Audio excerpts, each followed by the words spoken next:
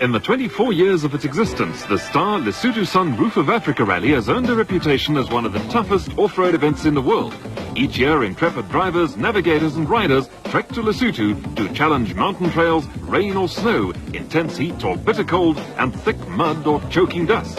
It's madness in the mountains, but each year competitors from South Africa and overseas come back for more.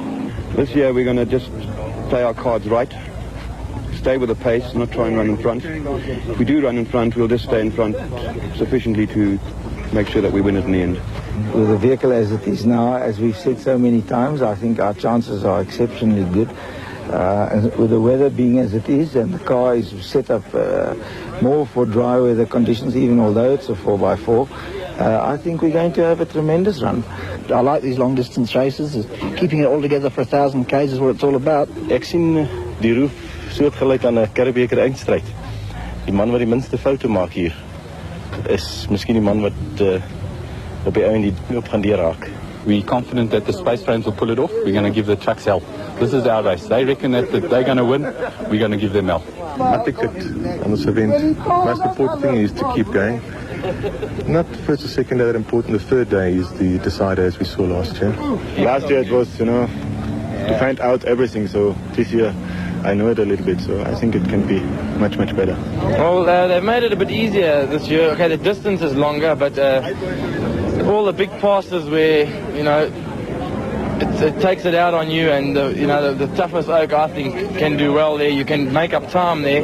They've taken that all out, and they made the race a lot easier. They're trying to get more finishes, so it's going to be a close racing because there's not much skill involved. It's just going to be, I think, very fast. Yeah, we learned to ride the wet a little better, but with this dry weather, it definitely favour us. I think if it gets hot tomorrow, they're going to battle because they've just come from Europe and temperatures are a lot cooler. The German guys, I don't think we have to worry about. It's hot enough. I think that he's going to melt in the heat, if you ask me. Cars, competitors and crowds made for a colourful scenario as the traditional round-the-houses events for the various classes of vehicles got underway. In both the four-wheel and two-wheel categories, the round-the-houses races are split into classes because of the huge overall entry.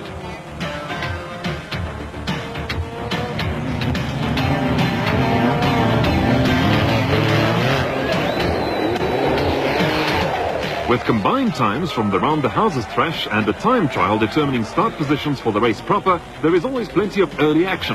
It all helps to get a little adrenaline pumping.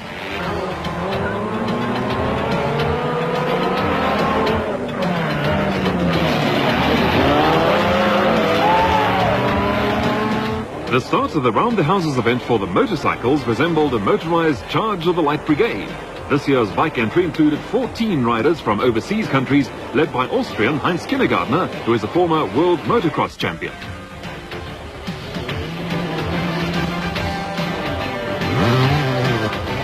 A great duel was expected between the overseas contingent and the locals, with the hot and dusty conditions giving the South Africans a slight edge, if you could get a motorcycle to run under its own steam.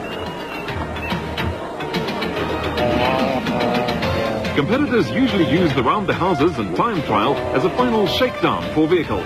Although good start positions can sometimes offer a small advantage, long-distance endurance races are not won on the opening day. The Roof of Africa has a reputation for bringing rain to Lesotho. This time indications were that the event would be dry and dusty, with the conditions favouring the space frame single and twin-seater cars, rather than the four-wheel drive buckies.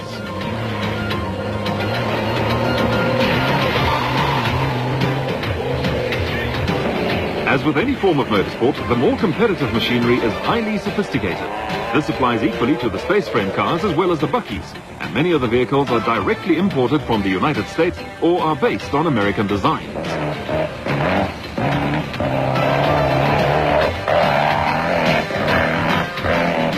Some local inhabitants set a slower pace, but the turbocharged Toyota of Philip Malone and Richard Leake claimed pole position.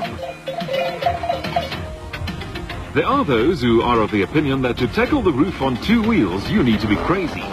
At the end of 3 days and nearly 1,000 kilometers of tortuous conditions, many competitors would probably agree.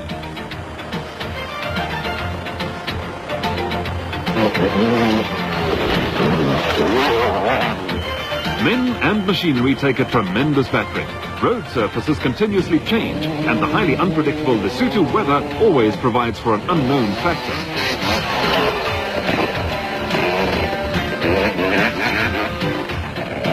Over the years, the roof has produced some memorable performances from the Ironman motorcyclists. American legend Malcolm Smith is one of the only 2 roof competitors ever to have won both the car and bike categories.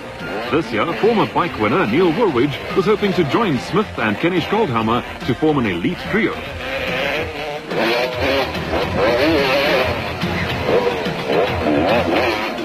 The way the bikers tackled the 62-kilometer time trial, you would have thought the roof was a sprint event.